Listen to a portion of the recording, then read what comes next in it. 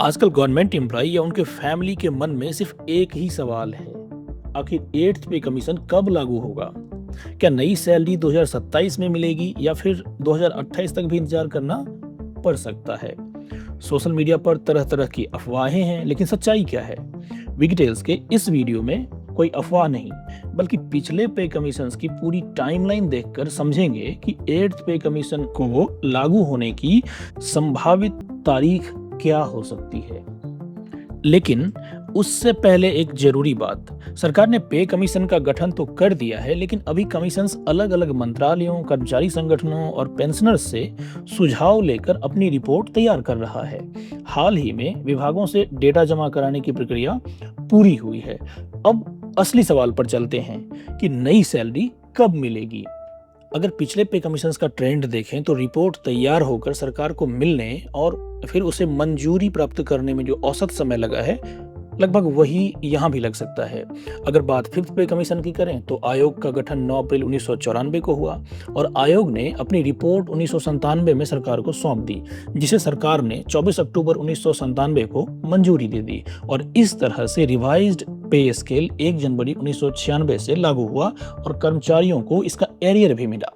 Sixth पे commission की घोषणा अक्टूबर 2006 में हुई, रिपोर्ट मार्च 2008 में आई और सरकार ने अगस्त 2008 में इसे मंजूरी दी। फिर भी नया वेतनमान 1 जनवरी 2006 से लागू माना गया। इसी तरह सेवेंथ पे कमीशन का गठन 2014 में हुआ।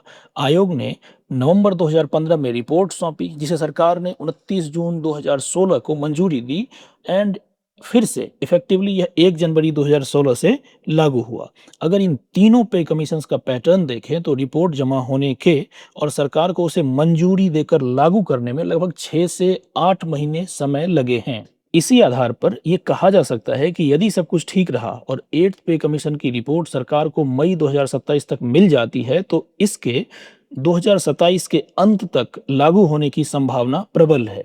हालांकि ये सब अनुमान है, पिछले पे कमीशंस के पैटर्न के आधार पर अंतिम फैसला तो सरकार ही लेगी। लेकिन एक बड़ा सवाल अभी भी बाकी है। अगर एट्थ पे कमीशन 2027 के अंत में लागू होता है तो जनवरी 2026 से लेकर लागू होने तक के एरियर और डीए का क्या होगा? अगर पिछले पे कमीशंस पर नजर डालें तो फिफ्थ, सिक्स्थ और सेवेंथ पे कमीशन तीनों में संशोधित वेतन इफेक्टिव डेट से लागू माना गया और कर्मचारियों को उस अवधि का एरियर भी मिला है। यानी अब तक किसी भी पे कमीशन में केवल देरी की वजह से एरियर नहीं मिला, ऐसा नहीं हुआ है। इसी आधार पर यह संभावना बनती है कि एट्थ पे कमीशन जितनी भी देर से लागू हो, पर कर्मचारियों को 1 जनवरी 2026 से लागू होने की तारीख तक का एरियर मिल सकता है। हालांकि डीए को किस तरह से एडजस्ट किया जाएगा और एरियर का भुगतान कैसे और किस तारीख से होगा, इस पर अंतिम निर्णय सरकार ही लेती है। तो कंक्लूजन बहुत आसान है। कागजों पर भले ही रेफरेंस डेट 1 जनवरी 2026 है, लेकिन नई सैलरी मिलने की सबसे अधिक संभावना 2027 के अंतिम महीनों में दिखाई दे रही है।